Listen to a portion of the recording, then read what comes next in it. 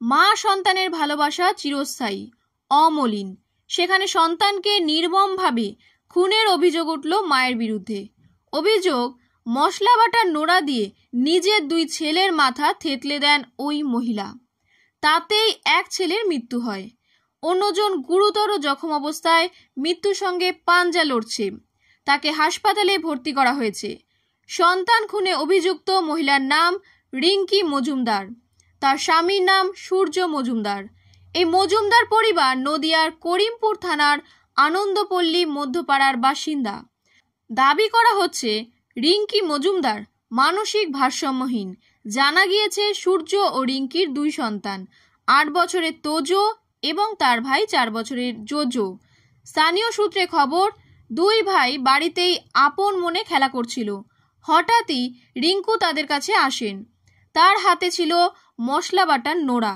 সেই নোড়া দিয়ে মেরে 2 ছেলের মাথা থেতলে দেন তিনি। স্থানীয়দের কাছ থেকে এই খবর পেয়ে বাড়িতে পৌঁছান সূর্য। দেখেন তার 2 সন্তানই রক্তাক্ত অবস্থায় পড়ে রয়েছে। সঙ্গে সঙ্গে তাদের স্থানীয় হাসপাতালে নিয়ে যাওয়া হয়, কিন্তু শারীরিক অবস্থা সংকটজনক থাকায় 2 ভাইকেই পাঠানো হয় বহরমপুর মেডিকেল কলেজ হাসপাতালে।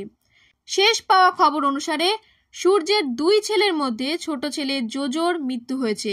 বড় ছেলে তোজোর অবস্থা আশঙ্কাজনক। 2 সন্তানের মৃত্যু প্রসঙ্গে সূর্য বলেন, আমার সঙ্গে স্ত্রীর কোনো রকম ঝামেলা নেই। বাড়িতে ঢুকে দেখি 2 ছেলে রক্তাক্ত অবস্থায় পড়ে আছে।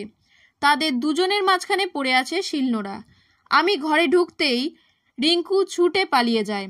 এমন ঘটনা ঘটাতে পারে আমি দুঃস্বপ্নেও কল্পনা করিনি। প্রতিবেশী অদিতি বিশ্বাসের দাবি, রিঙ্কুর এমন কোনো মানসিক অসুখ ছিল না যার জন্য 2 সন্তানকে এভাবে শিলনোড়া দিয়ে থেতলে মারার চেষ্টা করবে।